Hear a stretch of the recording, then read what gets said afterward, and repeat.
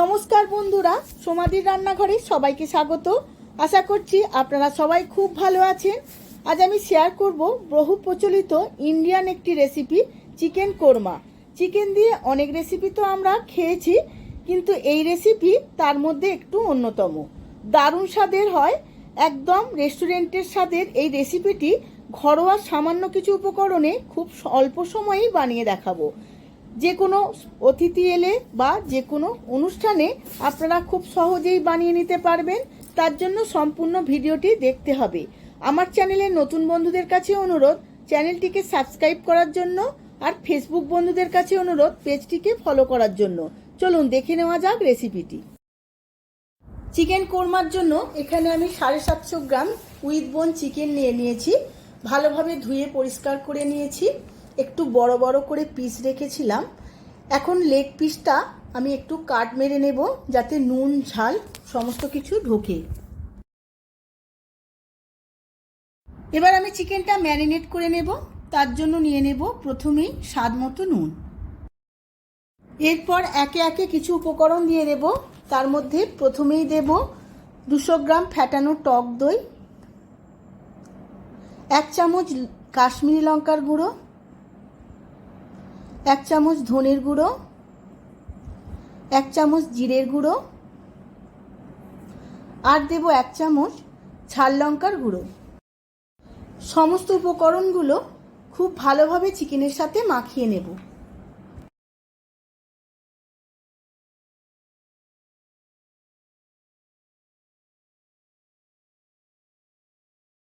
উপকরণগুলো মাখানোর পর 10 থেকে 15 মিনিট রেস্টে রেখে দেব।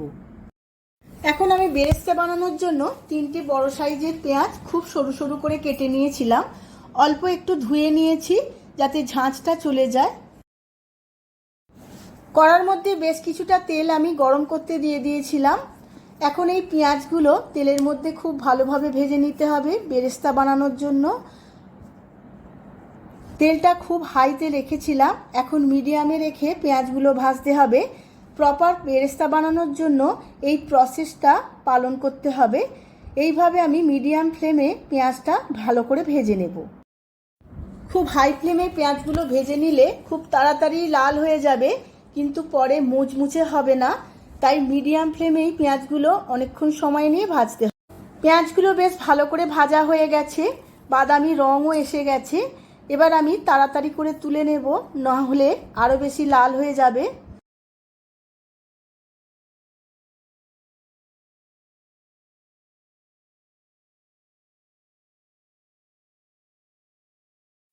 পেঁয়াজগুলো আমি একটা প্লেটের মধ্যে রেখে দেব।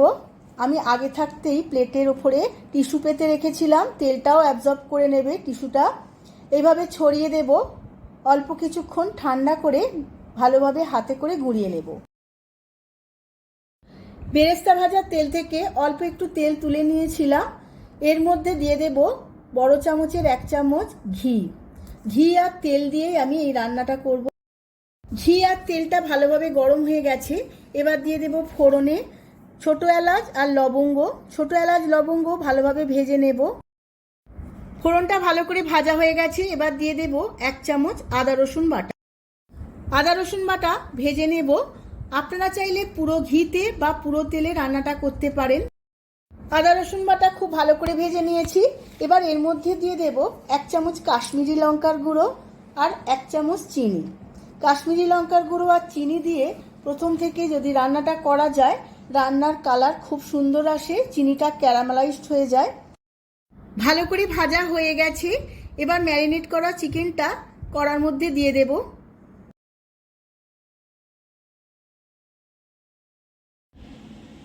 চিকেনটা দেওয়ার পর গ্যাসের ফ্লেমটা লোতে রাখবো, না হলে টক দই দেওয়া আছে, কেটে যেতে পারে। এইভাবে আমি কিছুক্ষণ কষিয়ে নেব।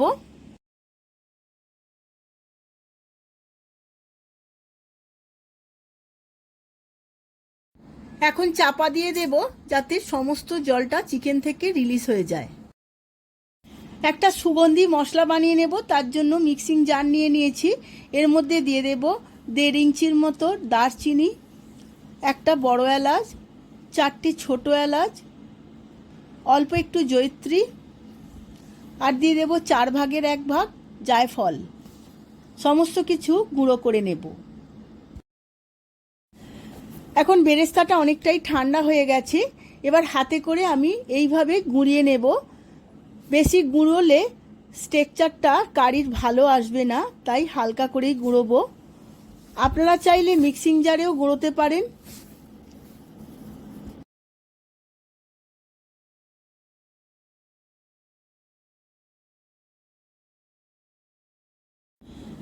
দেখুন বন্ধুরা, চাপা দিয়ে রান্না করার পরে কতটা চিকেন থেকে জল রিলিজ হয়েছে। এখন আমি চিকেনগুলো ছাঁকনিতে করে তুলে নেব, না হলে চিকেনের হাড় থেকে সমস্ত চিকেনগুলো খুলে যাবে।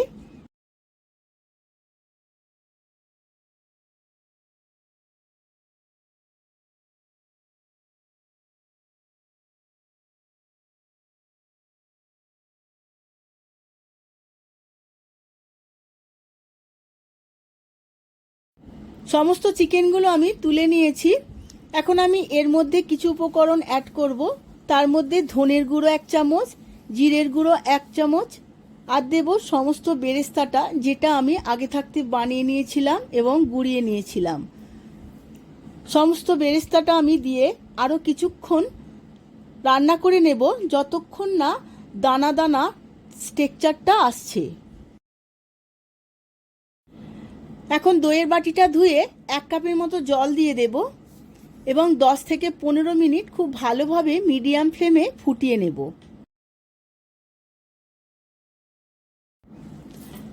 এখন নুনটা চেক করে নেব।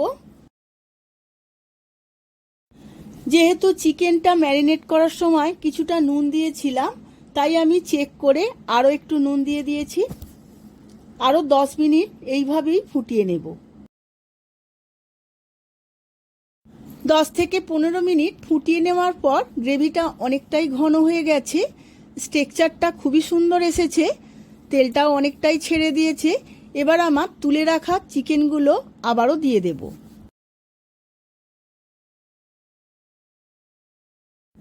চিকেনটা গ্রেভির মধ্যে দেওয়ার পর আরও 5 থেকে 7 মিনিট এইভাবেই রান্না করে নেব।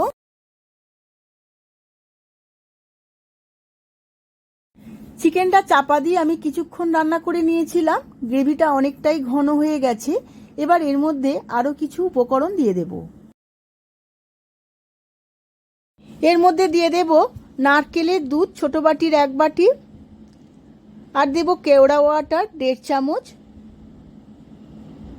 আর যে মশলাটা বানিয়ে নিয়েছিলাম সুগন্ধি মশলা, সেই মশলাটা সবটাই দিয়ে দেব। এবার সমস্ত কিছু খুব ভালোভাবে মিশিয়ে নেব।